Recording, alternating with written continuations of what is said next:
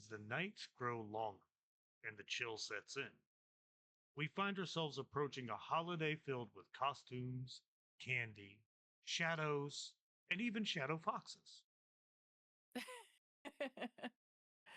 Thank you, David.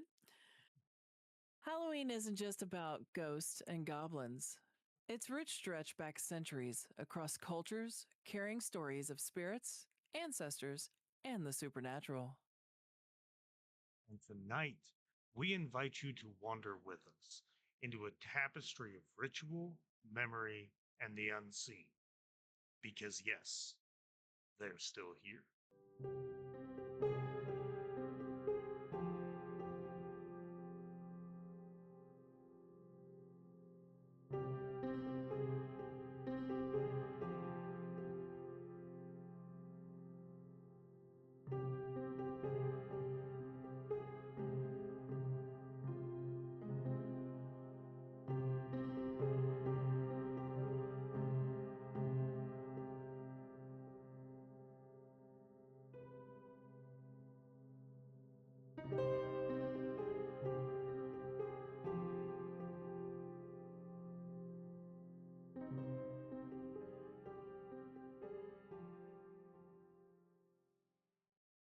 Hey, everybody. Welcome back to They're Still Here. I'm David, and joining me is my co host, Jesse. Hello. Just a little bit of housekeeping before we begin. First and foremost, we want to thank you for joining us on our sixth night of our countdown to Halloween. We only have one more episode left, and we are so excited to share it. Be sure to follow us on all of our social media, join our Discord, and keep up with us like people used to keep up with those Kardashians, because we are only getting started. Today, we explore the origins of Halloween and the ghost traditions from around the world. From the Celtic festival of Samhain to Mexico's Dia de los Muertos, we look at how different cultures honor, fear, and interact with spirits, how the living and the dead walk side by side in ritual. We'll hear about harvest fires, lanterns for ancestors, paper offerings, and carved pumpkins that once were turnips. We'll trace how a simple idea of the dead returning at a liminal time became a global phenomenon. So settle in, maybe turn down the lights, and join us as we step beyond the veil. Let's begin in ancient lands, in what is now Ireland, the UK, and northern France, where over 2,000 years ago, the Celts celebrated a festival called Samhain. Samhain marks the end of the harvest and the beginning of winter, the darker half of the year. Historically, this was a time of transition. In Celtic thinking, it was also when the veil between the living and the dead was believed to be at its thinnest. Imagine dusk on October 31st. The fields are bare. The livestock have been brought in. The wild winds begin. The season of light is fading, and for the Celts, Samhain represented that moment when the world changed. They lit great bonfires, communal fires where people gathered, animals were sacrificed, and the embers were shared among the hearths of the households. Some accounts suggest that the embers from the central fire would be used to relight home fires. Some wore costumes, animal skins, masks, may have been worn to confuse or ward off roaming spirits. The idea, as the dead returned or wandered, you dressed as something else so that the spirits would pass by, unsure of who was who. And in this world of shifting light and shadow, the Celts left offerings of food and drink to placate spirits. Because in their worldview, those who once were alive still had place in the cycle. Over time, as Christianity spread into those lands, the festival didn't vanish. It merged, adapted, and was layered with new meaning. By early medieval times, the church established celebrations for the faithfully departed, All Saints' Day and All Souls' Day, around the same period of year. And whether by design or coincidence, the seasonal timing aligned. The end of the light half, the inward turn toward winter, the time when the living would remember the dead. The idea of masking, of making offerings, of lighting fires, all elements we see in modern Halloween, can trace, at least in spirit, back to Samhain's world. And from that blur emerged what we recognize as Halloween, All Hallows Eve, a night of caution, of dressing up, of acknowledging the unseen. Around the world, people have created rituals to confront, honor, or live with the dead and the spirit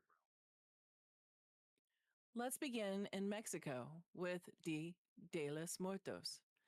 Families build altars called ofrendas, decorated with marigolds, candles, water, salt, favorite foods of the deceased, photos, and sugar skulls. Sugar skulls, or calaveras, decorated and placed on the altar or given as gifts, are whimsical and joyful. One scholar notes, unlike Halloween's focus on the frightening, Day of the Dead is almost like a Mexican Memorial Day. The point is to honor the dead by demonstrating love and respect. The timing, November 1st and 2nd, coincide with All Saints' Day and All Souls' Days in Catholic tradition. But the Mexican tradition blends indigenous heritage with Catholic elements. Graveyards become places of feasting and celebration. Flowers line the tombs, music plays, families bring the food the deceased once loved. The living remember, the dead join the party. Next, Japan's Obon Festival. The Buddhist Shinto practice. Obon is a time when ancestral spirits are thought to revisit the household altars. Lanterns are hung, float boats might carry lights down rivers to guide spirits. Families return home, clean graves to invite the spirits. The idea is simple yet profound. The ancestors neither vanish nor entirely depart. They remain part of the family, part of the community. Then we have China's Hungry Ghost Festival. In this festival, the gates of the underworld are thought open and the spirits of ancestors and even wandering ghosts roam the human realm. Families offer food, burn incense, and joss paper, what we call paper money or goods, to appease them. The purpose is to honor ancestor spirits and to avoid misfortune from restless ones. Globally, then, we see harvest endings, the turn toward winter, the thinning of the veil, the dead returning. Then we have fire, food, lanterns, offerings, costumes, stories, all rituals designed to help the living cope with death, remember the dead, and protect the living. Let's return now to Halloween as we know it. Over the centuries, the festival we call Halloween has evolved dramatically. Starting from Samhain, moving through the Christian calendar, then into folk customs, immigration to North America, and to commercialization, then pop culture. It's been a long ride. In medieval Britain and Ireland, themes of souling and guising on All Souls' Day. Children, or the poor, would go door to door offering prayers or songs for the dead in exchange for food or money. When Europeans settled in America, particularly in the 19th century, they brought their traditions with them. Once in the United States, the Harvest Festival aspect merged with the supernatural side and the masquerade aspect costumes, tricks, and treats. Even the iconic jack-o'-lantern was originally carved from turnips and other root vegetables in Ireland and Scotland. Immigrants in America found pumpkins were more abundant, easier to carve, and so the pumpkin jack-o'-lantern was born. By the early 20th century, Halloween was becoming a community centered holiday. Parades, neighborhood parties, and trick or treating. Post World War II era made it broadly kid friendly and commercial with candy, costumes, and decorations. Beneath the candy and the costumes remains that older impulse to engage with death and the unseen in a safe way. And so modern Halloween becomes a layering of rites. The ancient fire rituals of Samhain, the Christian Memorial Days, the folk customs of disguising and going door to door, the commercial impulses of candy and costumes. What began as a liminal night of the year gradually became a celebration of the living. The living dressed as the dead imagined as walking among us. The boundary shifted, the fear turned to fun. Today's haunted houses, horror movies, costume contests, they're all modern expressions of an ancient time. And yet, even now, the festival is evolving still. The ritual remains, just the forms shift. At the end of the day, Halloween isn't just about sugar and scares. It's about acknowledging mortality, remembering those who came before us, and the power of stories and ritual to connect us across time. And now we've come to the point in the night where we are going to take some time and discuss our thoughts and opinions on what we've just talked. So, Jesse, Yes. what is your favorite part of Halloween? Well, the funny thing is, growing up, I've always been a sucker for dressing in costumes and, just pretending to be somebody else that you're not.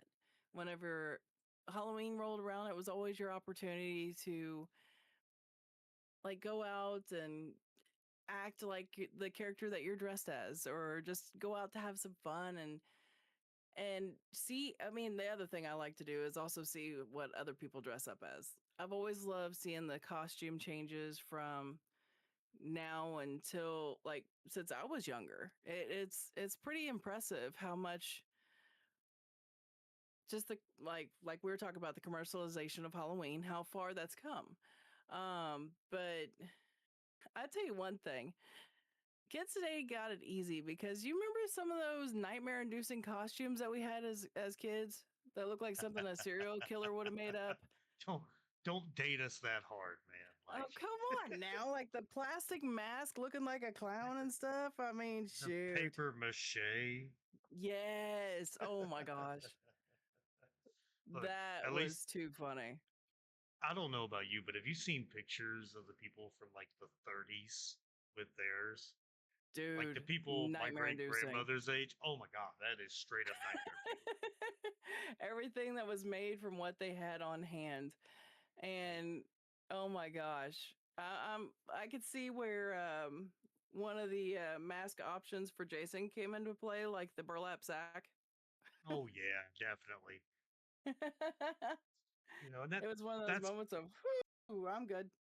that's one of the coolest things though, is like about Halloween is there's no requirements.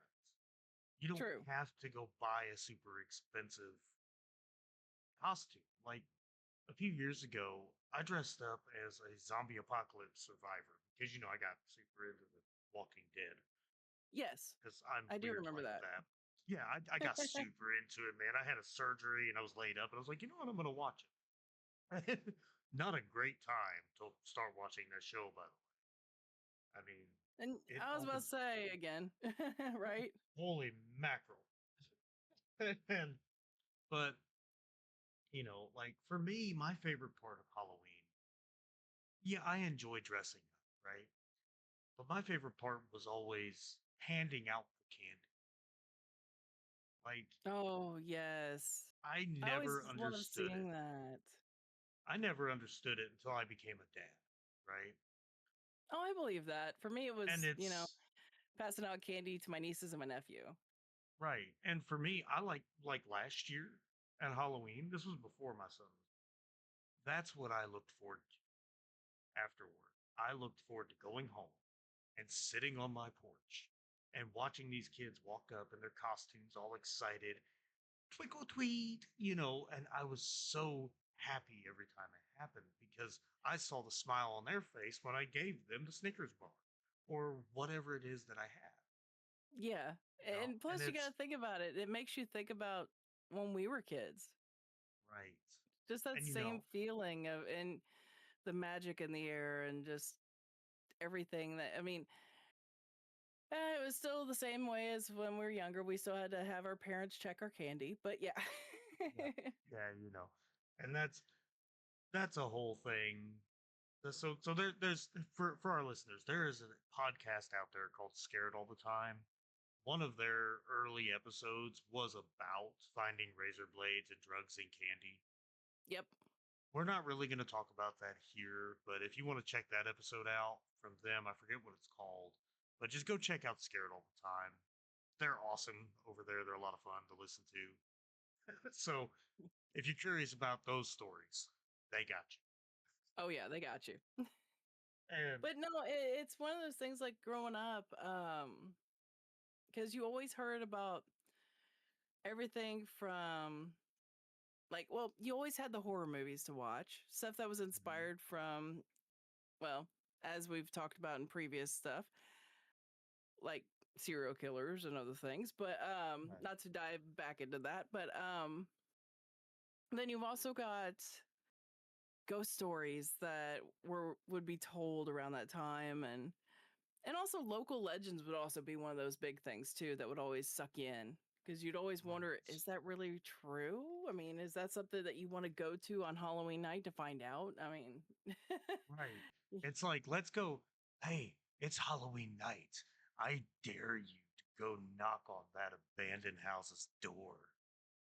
Like, and it exactly. was it was stuff like that. Like, hey, I dare you to go stay in there from midnight to 3 a.m.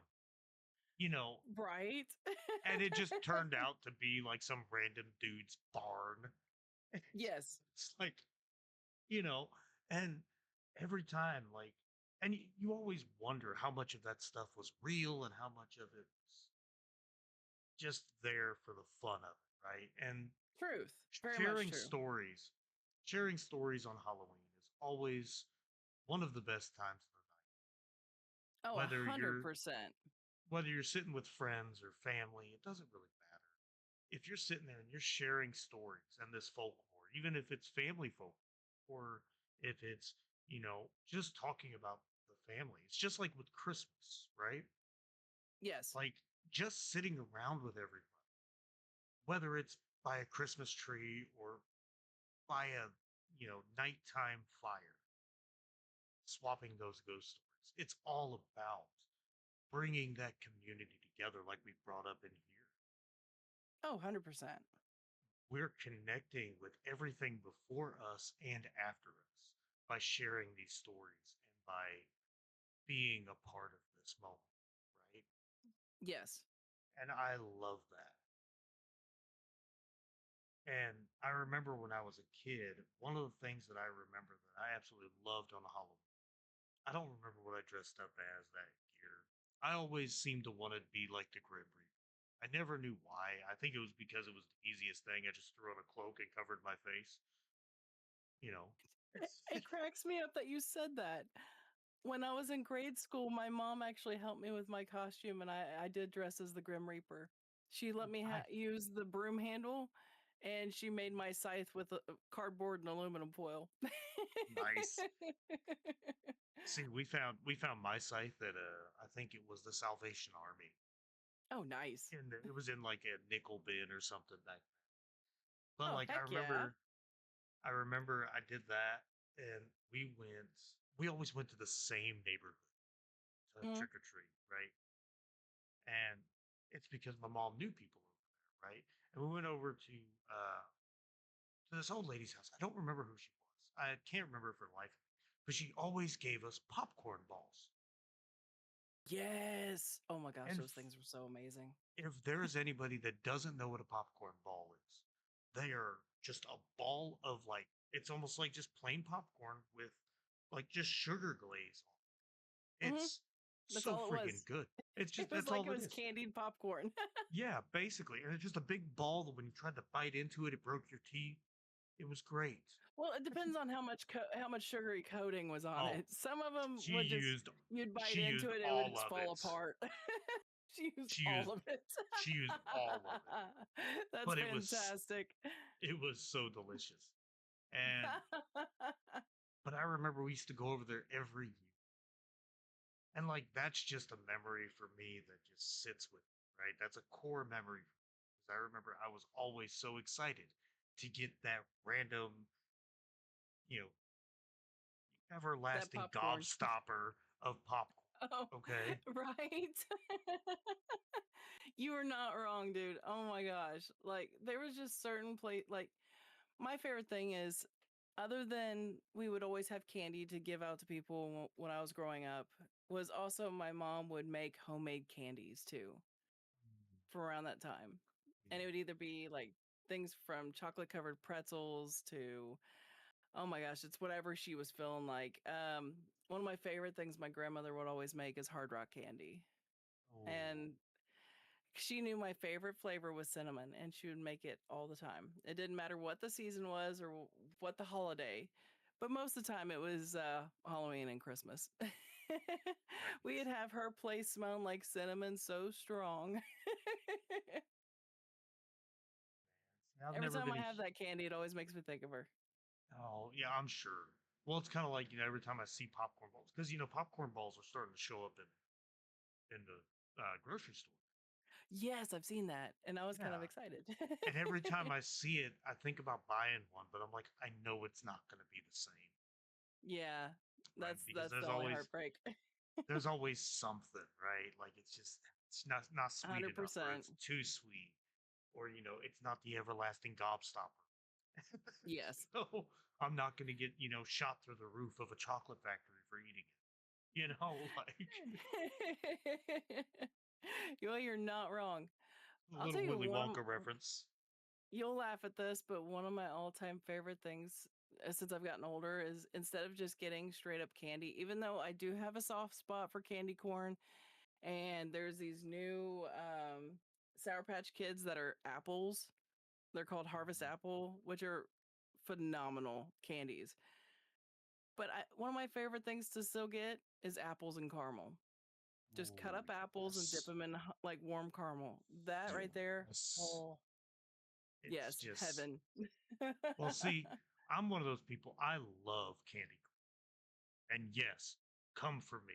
If you don't like candy corn and you want to yell at me about it, I will listen. I respect your right not to like candy corn. I like candy corn.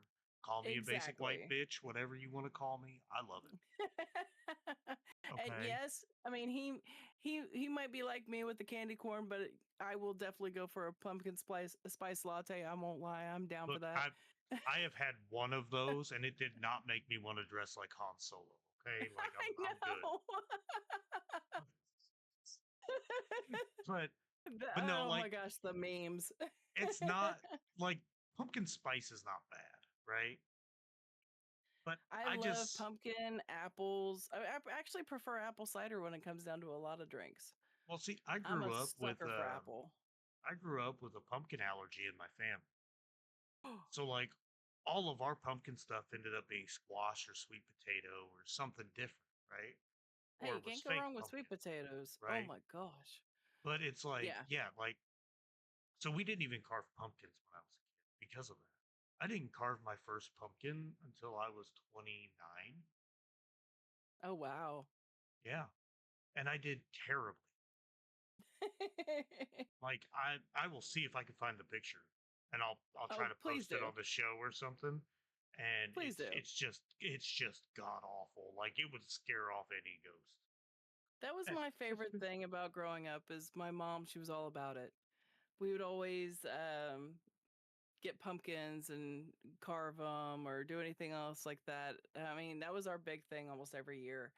Um, Once I got older, it kind of, I mean, we stopped doing it as much. I think it was more or less because of, well, I mean, a lot of decorations changed. And I always kind of felt bad of the pumpkins starting to wilt and die out, even though we would take the insides out, but I still kind of felt bad. So most of the time I'd make sure like before it starts to go bad, I would kind of cut them up and put them out for the wildlife so animals could have it to eat.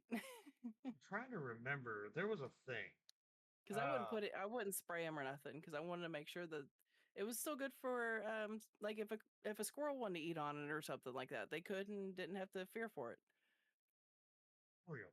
Here's what it is. Okay, so I remember the first time that I ever carved a pumpkin. Right, the person Hmm. that I was carving it with at the time, she told me that what you needed to do was you spray it down with bleach, right?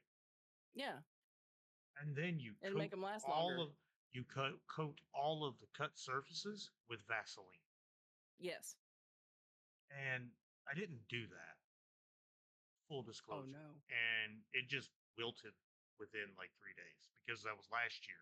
Or no, year before last year. And it was like insanely hot on Hmm. Halloween. and and it just it but It I saw became a people sad doing it. pumpkin. It became a very sad pumpkin. Oh, It had pumpkin dysfunction at that oh point. no.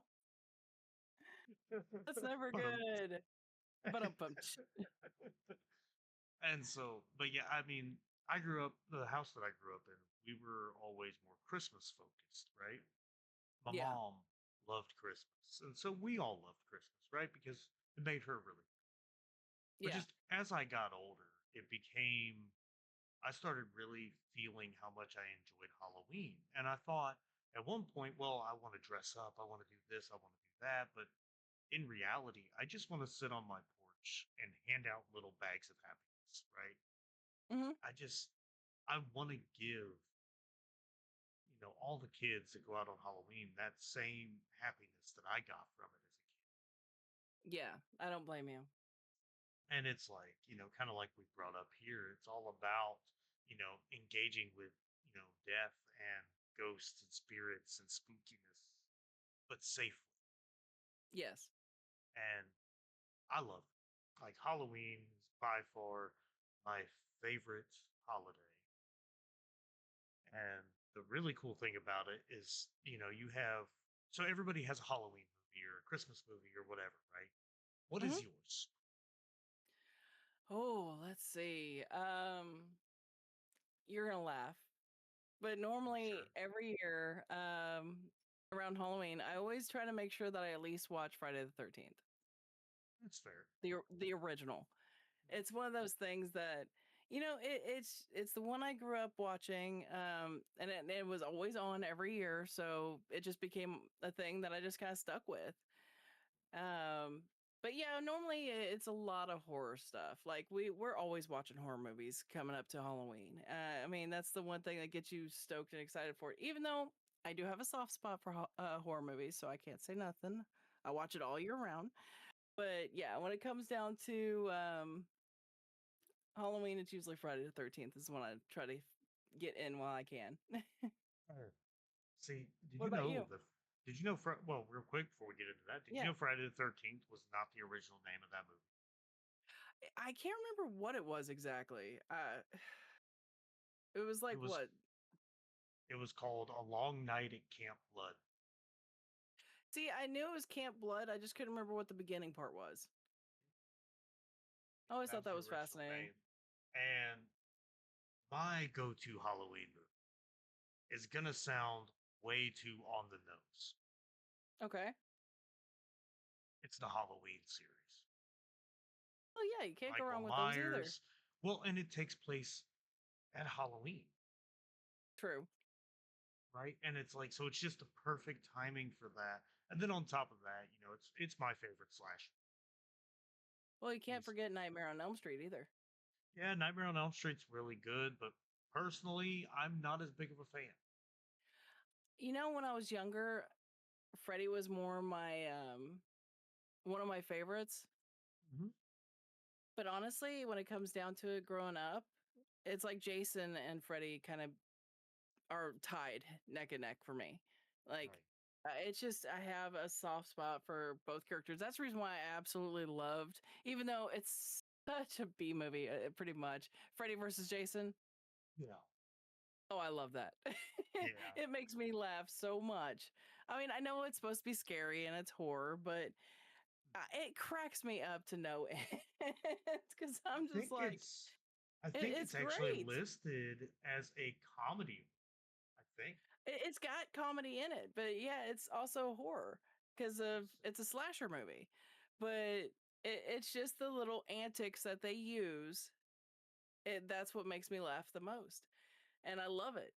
It's Yeah. just some of the little, even though it's not supposed to have humor, but there is humor because of the characters, mostly because of Freddy. Freddy's just funny. But yeah, it was Yeah. really good. It's a horror action film that blends horror with comedic and action elements. Exactly. You know, It's just so entertainment. they did it on purpose. I thought they did, but and but I would always watch Halloween. Like I try to watch Halloween, at least the first one every right. All right. But then I'm Let's step also out. kind of a Oh, sucker for I'm a sucker for Nightmare Before Christmas. Personally, now do you watch that for a Halloween movie or do you watch that as it's pre-Christmas movie? it's both. Okay, But at the if we're same going time, though, my Christmas movie is Die Hard. same. That's mine It is too. it is Die Hard, and I Die don't Hard. care what Hell anybody yes. says. Die Hard is a Christmas movie, Hell yeah. at least All up right. until the third one. Since you brought up a soft spot, one of Mhm. my favorite little it was a TV series movie. I think it came out through Nickelodeon or one of those. Halloween Town. I I love those love movies. Halloween Town. See? Oh my gosh, I watch that every year too. I believe that was a Disney movie. Or Disney, thank you. Yeah, it Yeah, was it was Disney. Halloween. Halloween Town was a Disney movie because, wait for it, The it's logo? on Disney Plus. Oh, I forgot.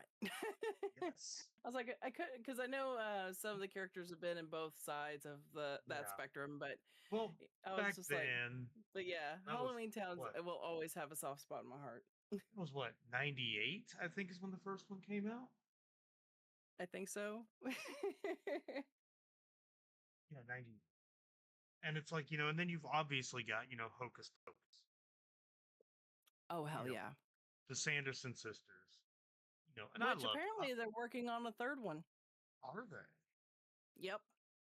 That'll be interesting because I really enjoyed the second one. It's really good. Yeah, Thora Bush or Birch Hmm. is I can never pronounce her first name correctly.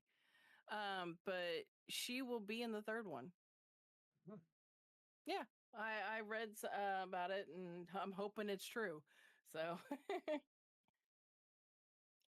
so how do you when it comes down to everything that we've researched and talked about so far tonight,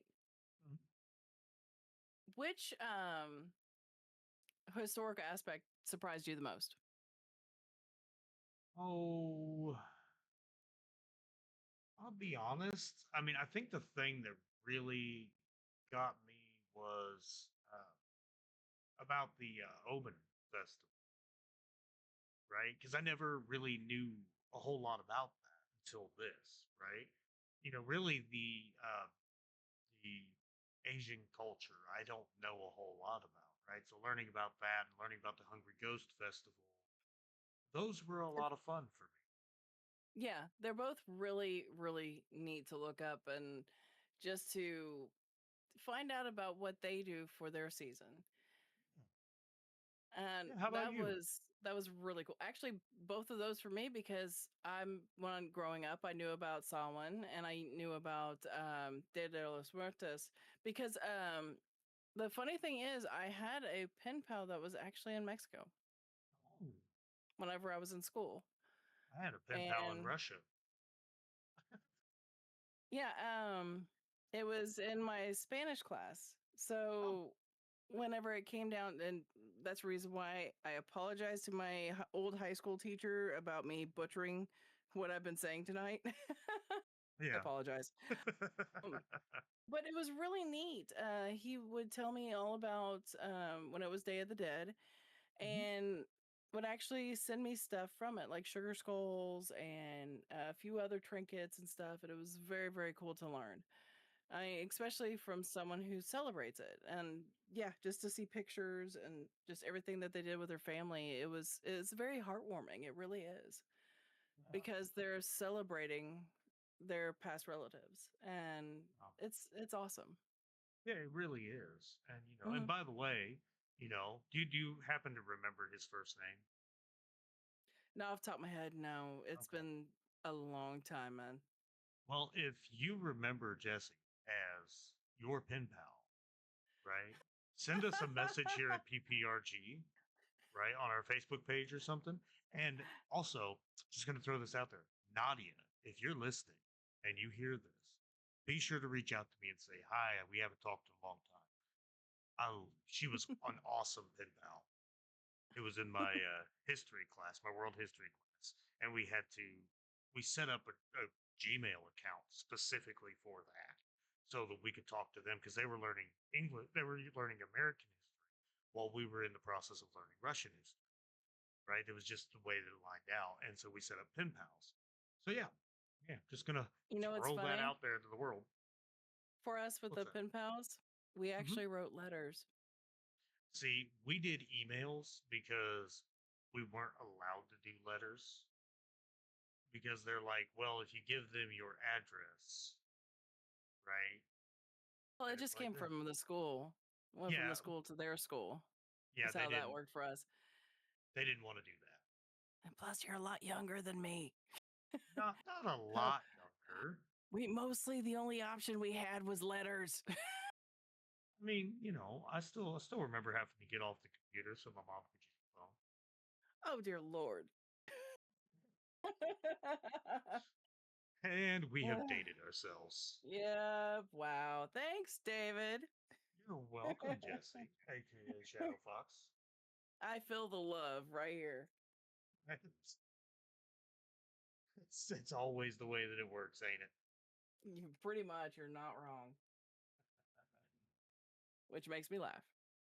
Oh yeah, always, always, Oh, very much so. always laugh. So from San Haines, I'm sorry. Let me try that again. From Samhain's Good boy. bonfires to Day of the Dead, altars to lanterns floating in Asian nights. Halloween is a tapestry of traditions that reflect humanity's enduring relationship with spirits. So, as you carve your pumpkins and dress in costume, remember you're participating in a centuries old conversation with what lies beyond. They're still here, and the night you celebrate, the shadows you embrace, they're part of a much larger story. Thank you so much for joining us on They're Still Here. Until next time, keep the candles lit and the stories alive. And stay curious, stay safe, and we will see you soon. My name is Jesse. Thank you for tuning in to They're Still Here. Be sure to follow us on all our social media and join our Discord. Check our link tree for all of our links.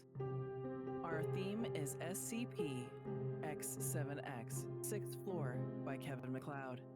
Incompetech.com. License under Creative Commons by Attribution 4.0 license. Stay curious, stay safe. We will see you soon.